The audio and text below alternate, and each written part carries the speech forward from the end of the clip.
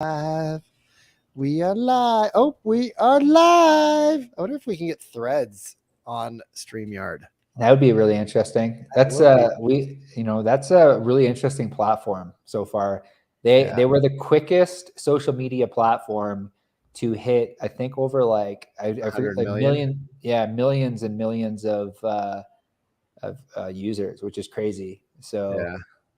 fastest. I think they had I read an article the other day. They had like over 1 million subscribers within like an hour. The rollout was really good. Gary Vee went online and said everybody needs to join it. And all of a sudden it just like blew up. Mm-hmm. And it's also backed by some pretty deep pockets. Yeah. Have you heard of this company called Facebook? I have only heard of Meta. Okay. Oh yeah. Well, I guess. Yeah. I'm not quite familiar with this Facebook thing, but what is this Facebook thing you're talking about? But yeah, really crazy. It's actually what we're on right now. We're on Facebook, 2, 3 Facebook groups, 5 Facebook groups, LinkedIn, and YouTube Live. So let's jump into it. So we got about 11 minutes here today. Cody and I, for those of you who don't know, Cody's a good friend of mine, and he runs Sheridan Street, which is a marketing agency for real estate agents. And I run the Real Estate Sales Academy. So between Cody and I, we can either help you with your lead problem or with your conversion problem. I would say most people start out with a conversion problem, not a lead problem, right? But we think that we're needing to fill the hole with more leads. And if you're talking to people now and you're not booking appointments, what needs to change in your world so that the people you talk to, right, when you give Cody money and he starts going out and running lead campaigns for you, what needs to change so that the people you're talking to get onto your calendar, book an appointment, and then the people that are on your calendar, you can convert into a client. Mm-hmm. And it's the skills. Right. So Cody runs agency. I run sales, Real Estate Sales Academy. Cody, what are you noticing from the people you're surveying about the objections they're getting in today's market? There's so many objections right now. The biggest one is the elephant in the room is interest rates. That's the biggest objection that people are getting. And, like the common objections, like, hey, I'm just kind of browsing right now. I might do something within a year and a half, 2 years. Like everyone's just browsing. Right. Everyone's thinking about making a move. A lot of people are out there with as a real estate agent, I actually know that people aren't browsing because I've spoken to the same people in 2012 and 2013 and 2015 and 2018.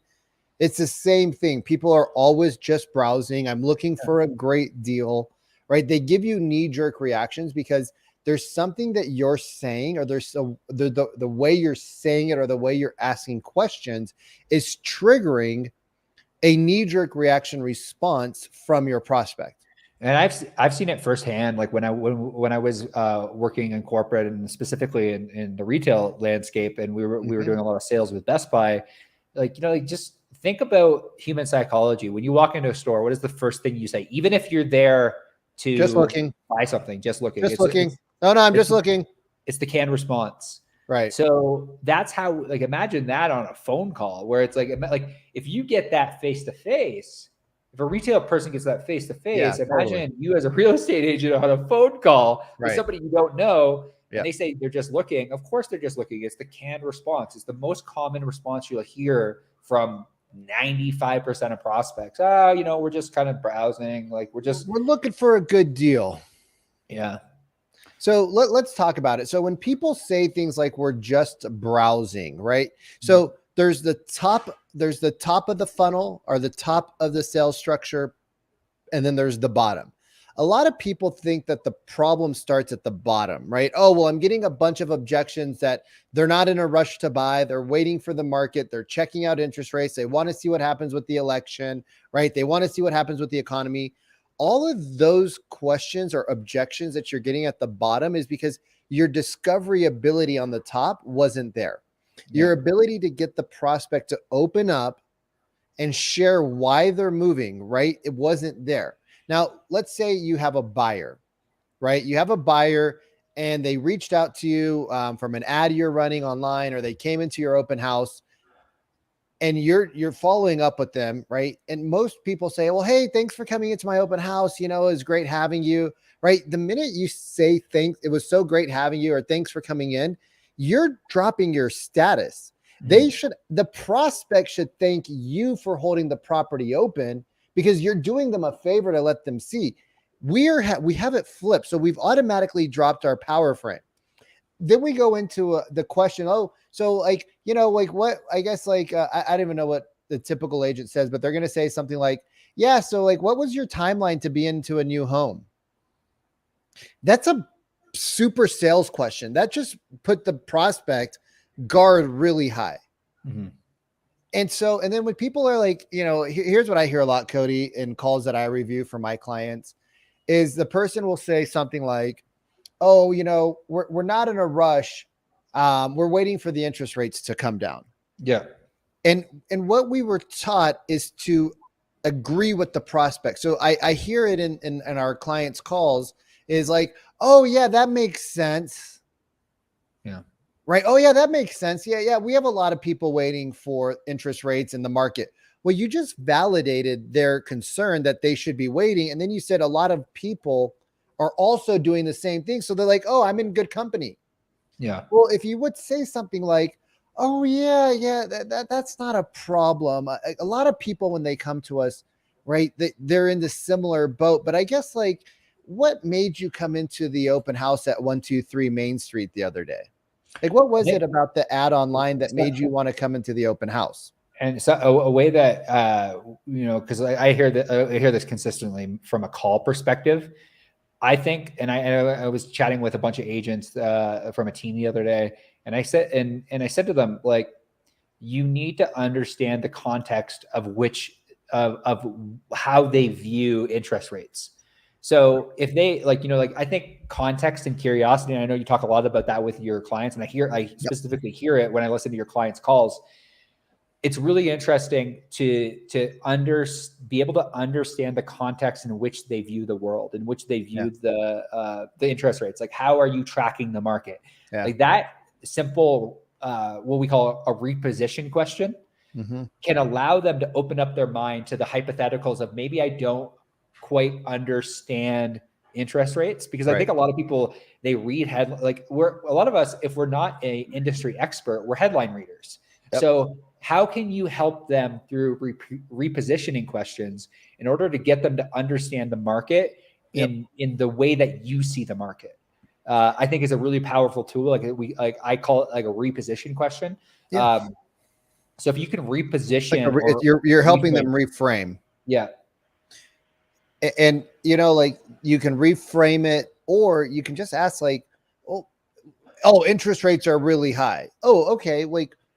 There's a few different routes to go down. There's a few different questions you can ask. Now, again, remember, you guys, if I say to you, Cody, come here right now, Cody, what do you think happened? You scared the shit out of me there, because I wasn't expecting you to scream at me. And if you hear that from your mother, what do you know is following that line of question? I'm getting beat. Somebody gonna get hurt real bad. Somebody, I don't know who, but somebody. Right now, if your mom calls your name and she's like, Cody, I'm like, Cody, come here real quick. What's your take on that? The how you just said it, the tone in which you said it. It was more of something bad is happening. Yeah, oh my God, you're running down the stairs to help mom. Yeah. Holy shit, what the hell just happened? You're running down the stairs to help mom, right? We know, and what a lot of sales is missing is that our tone, right? The way we deliver, right? And this is why these basic trainings are great for concept, but to actually implement it takes months, because it's a lifetime. Yeah, I wrote this on Threads the other day. I'm like, people underestimate how good you have to be in order, and how much practice goes into converting an online lead to a client. They underestimate it, because I think that in the space in which we're in, kind of in the marketing agency space, Like we understand that like if I talk to 10 people, for me to like cold people, for me to close 2 is really, really, really good. It's just I think we have a warped sense of how good you need to be. Like if you're closing 50% of cold traffic, you are really, really, really good.